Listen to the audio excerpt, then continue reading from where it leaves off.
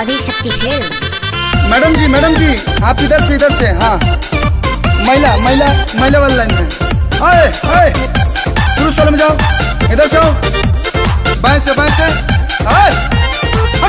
अरे उनका के ऐसे पाहे जी अंदर आया बेदी संगे हमारा परसादी चढ़ा बेदी।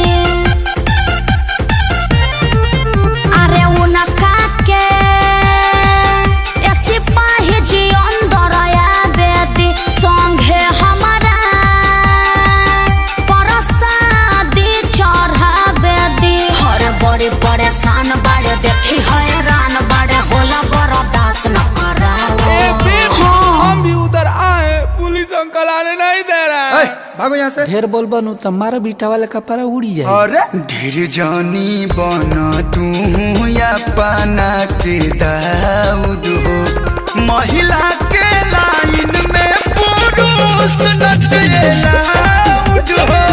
ढेर जानी बना तू या पाना के दाऊद हो, महिला के लाइन में पुरुष नटलाउड हो।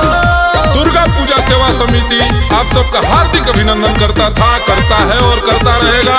अतः सारे भक्तजनों से निवेदन है कि आप सब सोशल डिस्टेंसिंग का पालन करते हुए मां का दर्शन करें।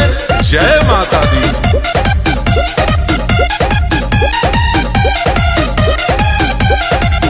भखले बानी भारा उनका संग ही नरियर फोरे के देखी हो देखाड़ बाड़े 5 बजे भोरे से।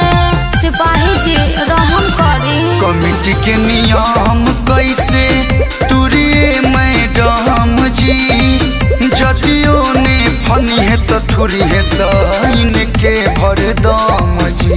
मुँह लटकैले बाड़े रोआ के गिरैले बाड़े देखी होने मारा तारे राउड। बेबी अब हम फान रहे हैं। बात से नीचे उतरो नहीं तो धसोर देंगे, गिर जाओ। तंग करबा तो छोलवा के रास्ता फेंक देम देहिया पर। ढेर जानी बना तू या पाना के दाऊद हो, महिला के लाइन में। अरे ढेर जानी बना तू या पाना के दाऊद हो, महिला के लाइन में पुरुष नटलाउड हो। अब पिचकिया अरे रिटायर करैबा काहे प्यास।